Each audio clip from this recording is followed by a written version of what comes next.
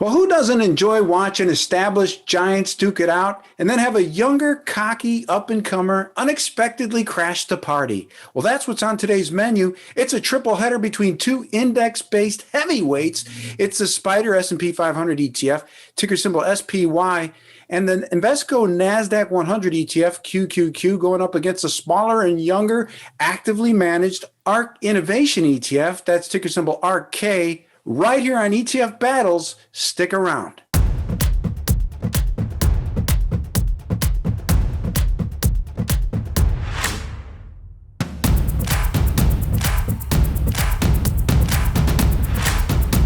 Welcome to ETF Battles. I'm Ron DeLegge. You told us you wanted to see the SPY versus QQQ matchup on a regular basis.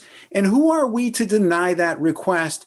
And besides that, I'm in favor of any ETF battle that features colliding Goliaths under any circumstances, for any excuse, for any reason, whenever possible.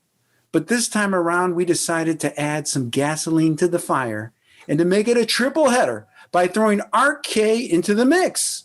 So before I introduce our judges, subscribe to ETF Guide TV, check out our other original programs like the Portfolio Report Card. Let us know how you've been enjoying all of these programs. Post your thoughts in our comment section below. And if you'd like to see a certain ETF battle, you know the drill. Give us your ETF ticker symbols.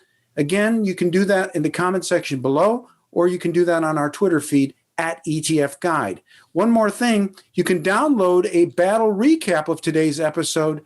Just hit the link in the description section below. Well, helping us to judge today's big league matchup is Dave Kreinces at ETF Portfolio Management and Mike Akins at ETF Action. Judges, it's great to see you again. It's great to be here, Ron. Hey, Ron.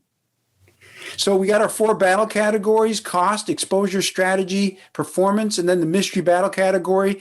That mystery category is where you, the judges, get to pick that single factor or multiple factors that you feel are important to support your arguments and analysis. And who knows, that mystery battle category could end up deciding which ETF wins this battle. So my scorecard is ready. We're going to begin with the first category. We'll go through each one of these one at a time. You'll pick ARKK, QQQ, or SPY as the winner in each respective category. You can also opt for a split decision or take a pass. It's up to you. We'll begin with Dave, and the first category is cost. So this battle is huge. The old school index generals against the new top stock picker.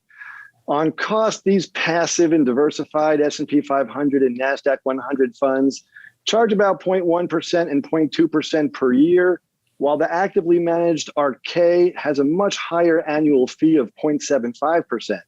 Now, this active management could be worth the extra cost to some investors. However, the NASDAQ 100 gives you the best diversification of the three and a fully systematic process. And since the NASDAQ 100 is the next generation S&P, in my opinion, I give the win on cost to QQQ. All right. Thank you, Dave. That's a strong start. Mike, how do you see it in terms of cost in this triple header? Yeah, I think Dave's on the right track talking about exposure mattering more than cost in this battle. But, from an absolute basis, SPY is definitely cheaper than QQQ, which is definitely cheaper than ARKK. But I would say that when you break down the portfolios, you can throw cost out the window, because what's really going to matter is what you own. And there's going to be significant tracking error between these three ETFs. So give the win to SPY, but big star there that it really is not a factor in your overall return on these three strategies. Next battle category is exposure strategy. Mike, you're still up. Give us your take. Well, all three strategies going to give you a whole lot of tech, just simply because you've got SPY and QQQ, which both weight their portfolios based on market capitalization. So you get a healthy dose of your big FANG names, Apple, Microsoft,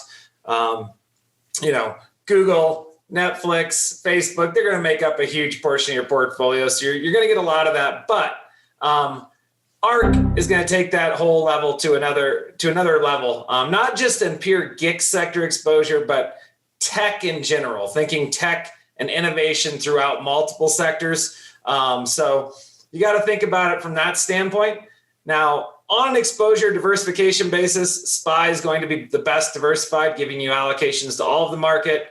And so on that standpoint, from an allocation to the overall portfolio, I'm going to give the exposure to SPY. I know it's considered old and outdated, but in reality, it'll have its day again. And having that broad-based exposure, I think, will pay as a core of your portfolio over time.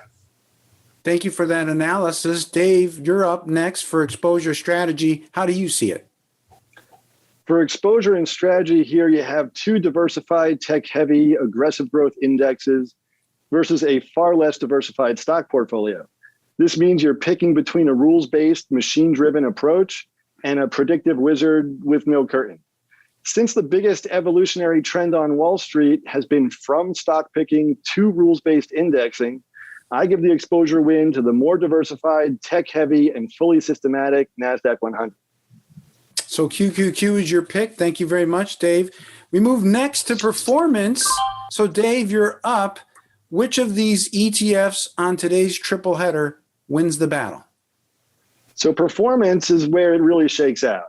Over the past 6 years, since ARK's inception, ARKK strongly outperformed the S&P 500 and the NASDAQ 100. So big congrats to Kathy and company on all their success. However, ARKK is less diversified and higher risk. In the first quarter 2020 Corona crash, ARKK was almost cut in half, while QQQ fell by less than 1/3.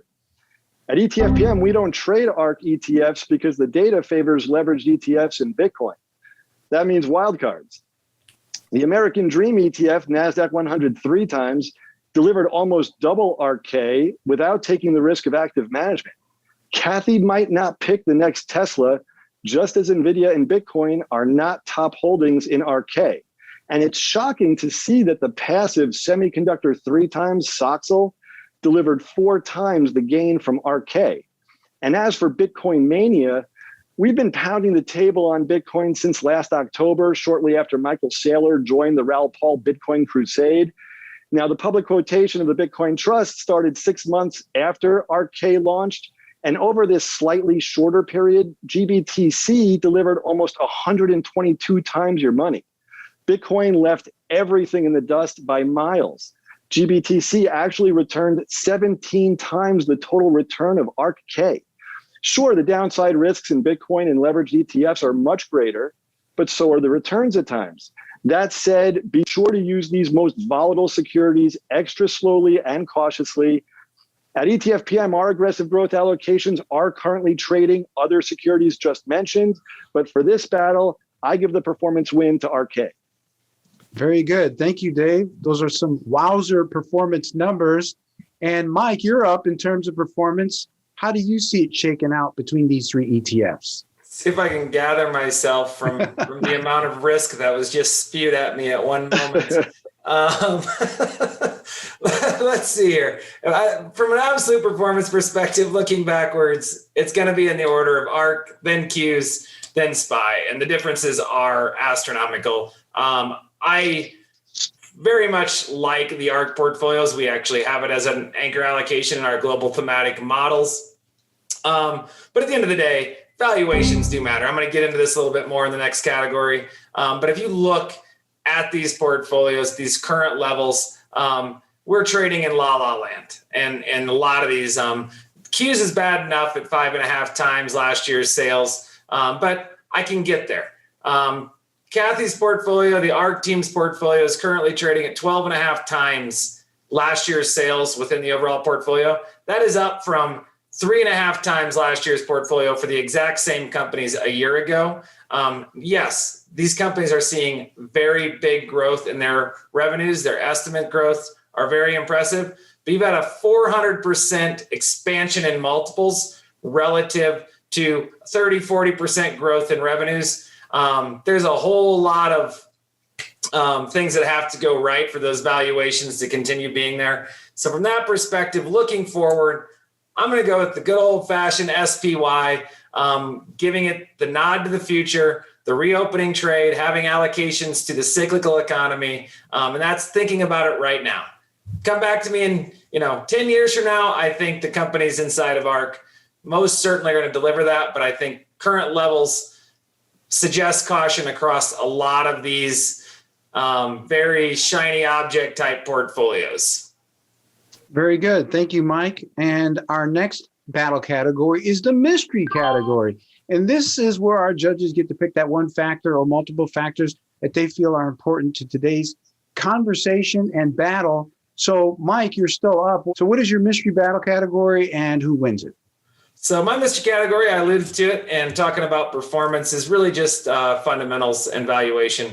Here's the deal. I don't invest based on valuation alone. I think valuations can expand and detract based on market cycle by a lot. But I've always kind of thought in my 20 plus years of watching the market, you start seeing stocks traded greater than 10 times last year's sales. It's more than a warning sign. Something is going on. And when you see an entire portfolio trade at greater than 10 times, then I think a little extra caution warrants. And that's really where you're at right now with a lot of these portfolios. QQQ has a ton of companies trading over 10 times, but Ark, over 75% of the companies inside of that portfolio are trading greater than 10 times last year's sales. And it's not just 10 times. Some of these are 20, 30, 40, 50 times last year's sales. And those numbers I do not believe are sustainable. We can have debates about when it makes that up, but at the current levels, I would take extra caution. So my Mr. category says, mind your valuations at these current levels and look to things with a more diversification. SPY in this battle, but I would even argue equal weight strategies like S&P 500 equal weight might even be better positioned because it would even take more of that FANG trade-off, that 30% in technology. So my mystery category, look at fundamentals, understand your valuations, and understand just how far they've gone in such a short period. Thank you very much, Mike. Next up is Dave for his mystery battle category. What is it and who wins it? So, Ron, before I address the mystery category, let me just comment on risk management for some of these extremely volatile securities. Investors certainly need to have a process to protect principal when entering risk assets, especially with leverage. So even though we're discussing the tremendous upside in a number of these securities, the individual risk control process and position sizing are another issue that we don't get into detail in this format. But for mystery category, my mystery category is always position weighting because it's just so flippin' important. The return from Bitcoin highlights how just a 1% allocation can make all the difference. A 1% portfolio allocation to GBTC actually delivered almost double the total return from a 10% allocation to ARKK. And since the diversification in the NASDAQ 100 enables the largest portfolio allocation, I give the position weighting win to QQQ. Thank you, Dave. And we move now to the final opportunity for our judges to weigh in with their overall winner in this triple header between QQQ, SPY, and ARKK. So, Dave, you're still up. Who's your overall winner? So to recap this epic ETF battle, Kathy and company are super impressive. In an alternate universe, I might be a buyer. You can read about our research in the second edition of the Investable Benchmarks book. And for aggressive growth exposure, I give the win to GBTC, TQQQ, and Soxal. And in their absence here, I give the win to QQQ for lower risk and larger position size. Second place to ARKK, and third place to the ETF granddaddy, S&P 500, which was last to add Tesla. Thank you very much. Did you just drop 3 wild cards on us right there? Just 3 for this one, Ryan. Excellent. I love it. Thank you very much. So how about you, Mike, in terms of your overall battle winner in this epic triple header? Yeah, I think today's battle is a great example of understanding timing and entry points into the market. Look, I've been a proponent of thematic investing for a long time. Anybody that follows ETF Action research knows that we run thematic models. They've done extremely well. We love them. But last year was the culmination of a perfect storm where you had a lot of innovation, a lot of technology companies come into the market, and then it got accelerated 10 years because of a pandemic that settled in, and you saw a lot of names that meet the quote unquote innovation or disruptive technology start really accelerating from a standpoint of valuation multiples. And at this point, you're going to have the perfect scenario continue to play out for these companies to continue to return. And I think when thinking about entering into a portfolio right now and investing, I'd much rather continue to add allocations to the boring old S&P 500, or better yet, maybe even an equal weight version of that, than to continue throwing money at these current valuations. We all know the market can remain irrational longer than you can stay solvent, but there's some prudence that needs to be applied here in the market. And I think to that reason, I'm sticking with SPY as my winner here. QQQ is second place, though. I think those valuations are pretty extreme as well. And then Ark, as much as I love the portfolio, we've been a proponent for a long time. I'm going to put it in third place on a forward-looking basis for the short to midterm. That could change pretty quickly, like we saw today. Over the last couple of weeks, Ark is now down 15-20%. If that plays out for a little bit longer, my tune may change. But at the taping of this battle, I still think valuations are pretty extended.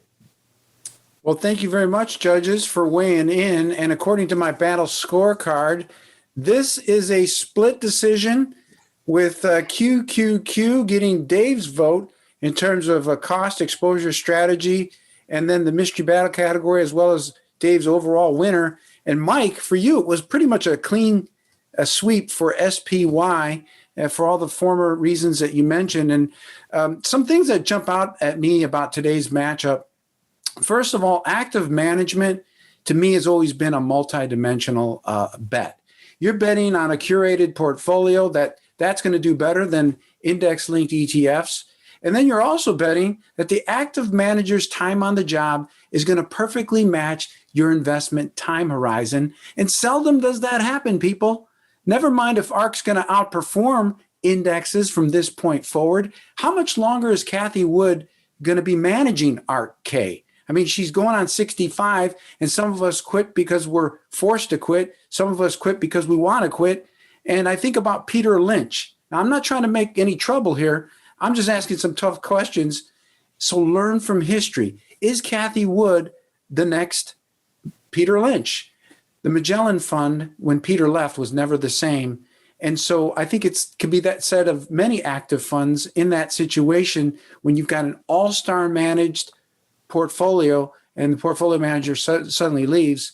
And so this is not something that's specific to ARKK and Cathie Managed Wood funds. It's just across the board.